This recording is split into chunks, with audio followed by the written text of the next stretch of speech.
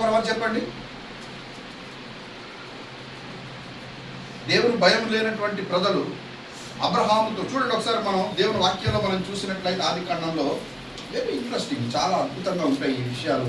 మనం ఎంత ధ్యానించినా కూడా ఇందులో మనకు చాలా ఆనందకరమైన, ఎంతో ఆత్మీయమైన సత్యాలు మనకు బయలుపరచబడుతూ ఉంటాయి. 13వ అధ్యాయం, ఆదికాండం 13వ అధ్యాయం 1వ వచనం చదువుతున్నాను. అబ్రాహాము తనకు కలిగిన సమస్తమును, తన భార్యను, తనతో కూడున్న లోతుని వెంటబెట్టుకొని ఐగుప్తులో నుండి నెగేవునకు వెళ్ళెను. అబ్రహాము వెండి బంగారము పశువులు కలిగి బహు ధనవంతుడై ఉండెను. 13వ అధ్యాయం ఆదికాండం. అతడు ప్రయాణం చేయించు దక్షిణము నుండి బేతేలు వరకు, అనగా బేతేలుకును హాయికిని మధ్య తన గుడారము మొదట ఉండిన స్థలమునకు వెళ్ళి తాను మొదట బలిపీఠమును కట్టిన చోట చేరెను. ఇక్కడ చూడండి, అబ్రహాముతో పాటు ఎవరు వెళ్ళారు చెప్పండి? లోతు కూడా వెళ్ళినట్లుగా దేవుని యొక్క వాక్యంలో చాలా స్పష్టంగా తెలియజేస్తూ ఉన్నాడు. చూడండి ఒకసారి మనం 11వ అధ్యాయం, ఆదికాండం 11వ అధ్యాయం 31వ వచనం చదువుతున్నాను.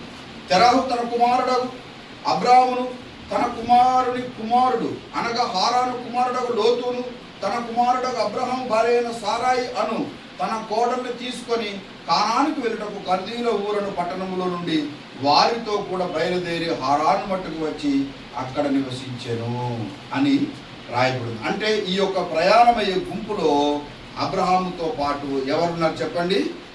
లోతు కూడా ఉన్నాడు అనే అంశాన్ని మనము గుర్తించవలసినటువంటి వారంగా ఉన్నాం. మరి లోతు అబ్రహాముతో పాటు బయలుదేరి వెళ్ళాడని చెప్పి దేవుని యొక్క లేఖనంలో చాలా స్పష్టంగా రాయబడింది. మరేం జరిగింది? కొంతకాలమైన తర్వాత ఏం జరిగింది? కొంతకాలమైన తర్వాత జరిగినటువంటి పరిణామాలు ఏంటి అని ఆలోచన చేస్తే ఇదే 13వ అధ్యాయం, ఆదికాండం 13వ అధ్యాయంలో అబ్రహాముతో పాటు దేవుడు నిజానికి ఇక్కడ మనం మాట్లాడుకునే 12వ అధ్యాయం 4వ వచనంలో యెహోవా అతనితో చెప్పిన ప్రకారం అబ్రహాము వెళ్ళెను, లోతు అతనితో కూడా వెళ్ళెను అని ఉంటుంది. కనుక లోతు కూడా అబ్రహాముతో పాటు వెళ్ళాడు. కానీ నిజానికి దేవుడు ఎవరిని పిలిచాడు? అబ్రహామును మాత్రమే పిలిచాడు. అబ్రహాముని పిలిస్తే అబ్రహాముతో పాటు ఎవరు వెళ్ళారు? లోతు కూడా వెళ్ళాడు.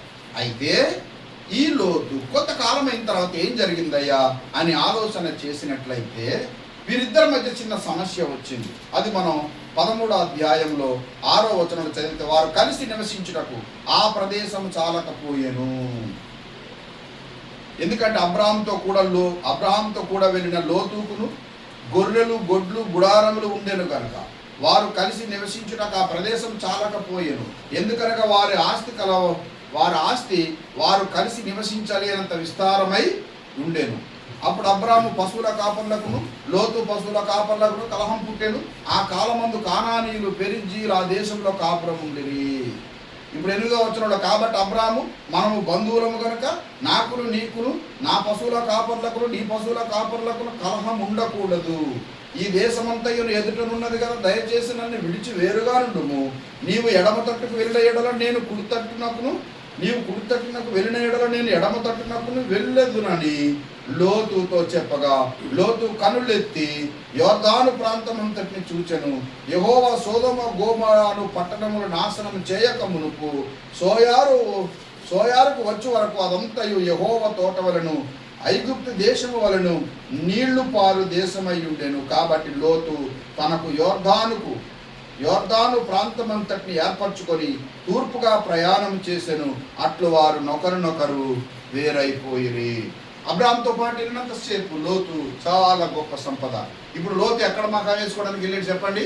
సొదొమ గొమొర్రాకు వెళ్ళారు. ఏం జరిగింది? ఎండ్ ఆఫ్ డే ముగింపు సమయానికి వచ్చేసరికి ఏం జరిగింది? ఆదికాండం 24వ అధ్యాయంలో చూస్తే అబ్రహాము దేవుడు అన్ని విషయాలు ఆశీర్వదించారని రాయబడింది. ఆదికాండం 19వ అధ్యాయంలో చూస్తే సొదొమ గొమొర్రా పట్టణాల మీద అగ్నిగంధకాలు కురిచి సొదొమ గొమొర్రా పట్టణాలు పూర్తిగా నాశనం చేయబడ్డాయి. అక్కడున్న లోతు ఆస్తి అంతా కూడా నాశనం అయిపోయింది.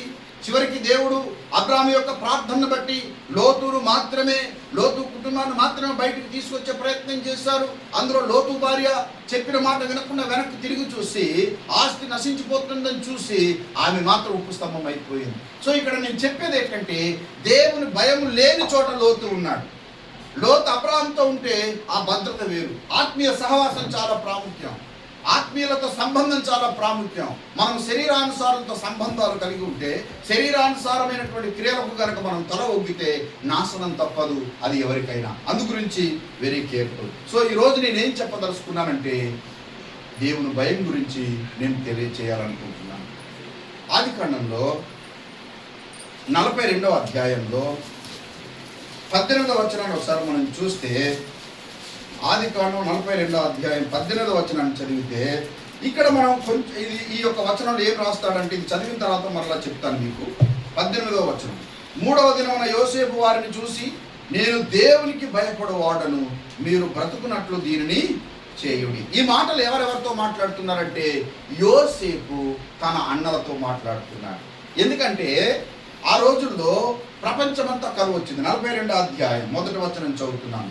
ధాన్యం ఐగుప్తులో ఉన్నదని యాకోబు తెలుసుకొనినప్పుడు, మీరేలా ఒకరి ముఖము ఒకరు చూచుచున్నారని తన కుమారులతో అనెను. మరియు అతడు, చూడుడి, ఐగుప్తులో ధాన్యం ఉన్నదని వింటిని, మనము చావక బ్రతుకున్నట్లు మీరు అక్కడికి వెళ్ళి మన కొరకు అక్కడ నుండి ధాన్యము కొనుక్కొని రండని చెప్పగా, యోసేపు 10 మంది అన్నలు ఐగుప్తులో ధాన్యము కొనబోయిరి. కనుక ఇదంతా కూడా ఈ యొక్క ఐగుప్తు దేశంలో ధాన్యం ఉన్నదని తెలుసుకొని యాకోబు తన కుమారులకు చెప్పాడు, మనం చావక బ్రతుకున్నట్లు మీరు అక్కడికి వెళ్ళి ధాన్యం కొనుక్కోరండి అని చెప్పి తన 10 మంది పిల్లలకు, చిన్నవాడు బెన్యామీనుకు మాత్రమే ఉంచి మిగతా వాళ్ళందరికీ కూడా అక్కడికి పంపించడం జరిగింది. అయితే అక్కడ యోసేపు అధికారిగా ఉన్నాడు. వచ్చినటువంటి వారు ఎవరో యోసేపుకు తెలుసు. యోసేపు ఏం చేశాడంటే, వీరు నా అన్నలే అని యోసేపు గుర్తుపట్టాడు. కానీ ఇతడు యోసేపు మా సహోదరుడు మాత్రం అన్నలు గుర్తుపట్టలేదు. అప్పుడు వీళ్ళకి ఏం చేశాడంటే, జైల్లో వేయించాడు. అక్కడ జైల్లో వేయించి, చెప్పండి మీరు వేగు చూడడానికి వచ్చారు దేశానికంటే, వాళ్ళు ఏమంటున్నారు చూడండి. 42వ అధ్యాయంలో వాళ్ళు ఏమంటున్నారంటే,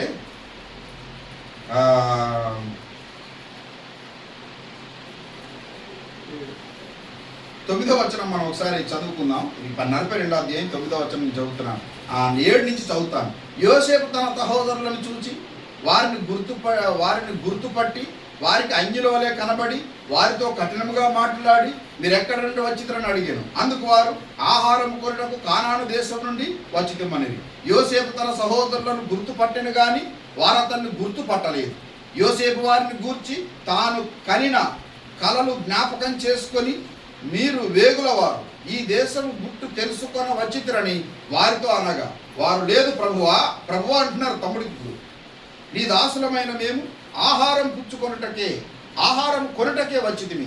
మేమందరము ఒక్క మనుషుని కుమారులము, మేము యథార్థవంతులమే గాని నీ దాసులమైన మేము వేగుల వారము కామని అతనితో చెప్పిరి. అయితే అతడు, లేదు, ఈ దేశము గుట్టు తెలుసుకొనుటకై వచ్చితిరని వారితో అనెను. అందుకు వారు, నీ దాసులమైన మేము 12 మంది సహోదరులము, కానాను దేశంలోనున్న ఒక మనిషిని కుమారులము. ఇదిగో కనిష్ఠుడు నేడు మా తండ్రి యొద్ద ఉన్నాడు, ఒకడు లేడు అని ఉత్తరం ఇచ్చిరి. అయితే యోసేపు, మీరు వేగుల వారని నేను మీతో చెప్పిన మాట నిజమే. దీని వలన మీ నిజం తెలియబడును. పరో జీవం తోడు మీ తమ్ముడు ఇక్కడికి వచ్చితేనే గాని మీరు ఇక్కడ నుండి వెళ్ళకూడదు. మీ తమ్ముడు తీసుకొని వచ్చుటకు మీలో ఒకరిని పంపుడి. అయితే మీరు బంధింపబడి ఉందురు. అట్లు మీలో సత్యం ఉన్నదో లేదో మీ మాటలు శోధింపబడును. లేని ఎడల పరో జీవంతోడు మీరు వేగుల వారని చెప్పి వారిని 3 దినములు చెరసాలలో వేయించాను. ఎందుకు వేయించాడు చెప్పండి? నిజానికి తన తమ్ముడిని చూడాలని, తన తండ్రిని రప్పెట్టుకోవాలని యోసేపు ఉద్దేశం కలిగి ఉన్నాడు. వీళ్ళేంటంటే, బాబు మాకు జైలు వేయించేది ఏంట్రా బాబు, ఈ అధికారి ఇలాంటి ఏంటి, బహుశా వీళ్ళు బిక్కున్నారు. అప్పుడు ఏమంటున్నాడంటే 18వ వచనంలో, 3వ దినమున యోసేపు వారిని చూసి, నేను దేవునికి భయపడేవాడను. నేను ఎవరికి భయపడేవాడిని? మీరు భయపడకండి, నేను దేవునికి భయపడేవాడిని. మీకు అన్యాయం ఏం జరగదు, మీకు నష్టమేం జరగదు. మీకు కీడే జరగదు. నిజానికి అన్నలు ఇతను కీడు చేశారా లేదా? మేము యథార్థవంతులం అని చెప్తున్నారు. చంపేసి ఒక మేక పిల్లని, గొర్రె పిల్లని చంపేసి వీడు వస్త్రమేమో ఆ గుడ్డ అక్కడ ముంచి, ఆ గుడ్డ రక్తంలో, గొర్రె రక్తంలో ముంచి పట్టుకెళ్ళి ఇదిగో నీ కొడుక్కి అడవి జంతువులు తినేసేయని చెప్పారు. ఇక్కడ ఏం చెప్తున్నారు యోసేపుతో? మేము యథార్థవంతులము అని చెప్తున్నారు. చేసిన మరి పని శుభ్రంగా యోసేపు సిత కొట్టేసి గోతులకు తోసేసి చివరికి డబ్బులకు అమ్మేసి ఇస్మాయిలుడికి అమ్మేశారా లేదా? కానీ ఒకటి మాత్రం నిజం చెప్తున్నారు. మా తండ్రికి ఎంతమంది పిల్లల మాత్రం నిజం చెప్తారు, ఒకటి లేడు అంటున్నారు. ఈ ఒకటి మేము ఇలా చేసామని చెప్పండి, తప్పు మాత్రం ఒప్పుకుంటలేదు. అయ్యా మేము మా బుద్ధిహీనమైన పనులు చేసాం అన్నీ చెప్తాం, అసలు బయట చెప్పాం. మనం అసలు బయటకు వచ్చేదాకా యోసేపు తొక్కి పెడతాడు. వెళ్ళి చాలా వీళ్ళు ఏమనుకుంటున్నారు, అర్థవంతులం, మా తండ్రికి 12 మంది కొడుకులం, ఇది బాగానే ఉంది, లెక్క బాగానే ఉంది. ఈ ఒక్కడి సంగతి ఒకడు లేడు అంటున్నారు. ఈ ఒకడికి ఏం చేశారని ఆయన అడుగుతలేదు. కానీ చిన్నప్పుడు అతన్ని కన్న కలలు జ్ఞాపకం వచ్చింది. ఇప్పుడు తమ్ముడికి ఏమంటున్నారు? ప్రభువా అంటున్నారు. ఏమంటున్నారు? ఈ కళలు చెప్పితేనే వాళ్ళు తన్నేరు ఇతనికి. యోసేపు తనడానికి కారణం ఏంటి? గప్పు ఏదంటే చెప్పేకూడదు. మనం కొన్ని విషయాలు చెప్పితే అసూయ వచ్చేస్తుంది. అర్థమైందా? రై మీరందరూ నాకు నమస్కారం చేశారు. 12 నక్షత్రాలు 11 నక్షత్రాలు నాకు నమస్కారం చేసి అంటున్నాడు. సూర్యుడు చంద్రుడు కూడా. సూర్యుడు అంటే తండ్రి, చంద్రుడు అంటే తల్లి. నేను నీ తల్లి, నీ తండ్రి, నీకు నమస్కారం. ఏంటో నువ్వు మాట్లాడుతున్నావు, పిచ్చి మాట్లాడి యాకోబు కూడా తిట్టాడు. కానీ యాకోబు కూడా ఇప్పుడు ఎవరి దగ్గరికి రావాల్సి వచ్చింది? యోసేపు దగ్గరికి రావాల్సి వచ్చింది. ఇక్కడ యోసేపు మాట్లాడే మాట ఏంటంటే, నేను దేవుని యందు భయభక్తులు కలిగిన వాడు. సో నీ కీడు